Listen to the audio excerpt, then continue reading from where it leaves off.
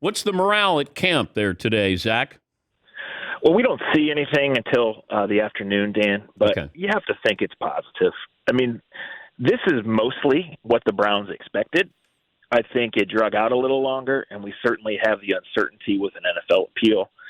But, from a football standpoint, this would be a win for the Browns, who never did it for this year, who always knew to some level what they were taking on, right? But the NFL didn't accidentally let it leak out back in the last 6-8 weeks that they wanted an indefinite suspension, right? So for it to be 6, for Watson's side and the NFLPA to have probably, chalk up the hearing as a win and make this as a win, then it's certainly a win for the Browns, who think they're pretty good and wouldn't have done this otherwise. The reaction locally, fans who show up at camp with Deshaun Watson has been what?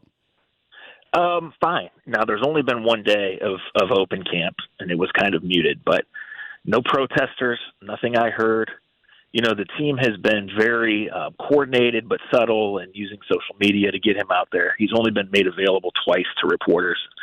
Both press conferences have been bad, and the second one was short, right? But, I don't know what the overall negative reaction will be, and certainly some of my readers right away broke up with the Browns.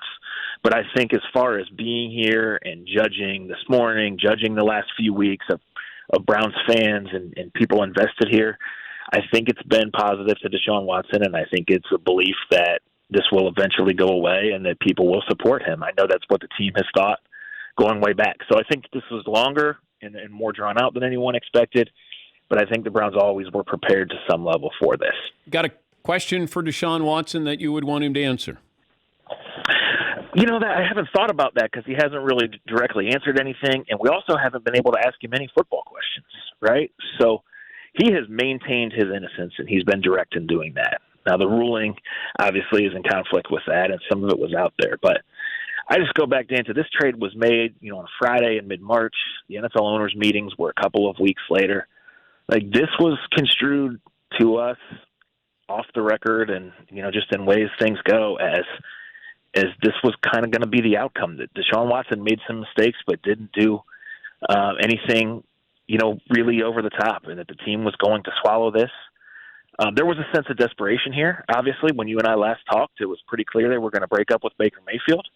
You're never getting this player if these circumstances aren't out there, right? Yeah. So they took this all on, and right now it feels like a win.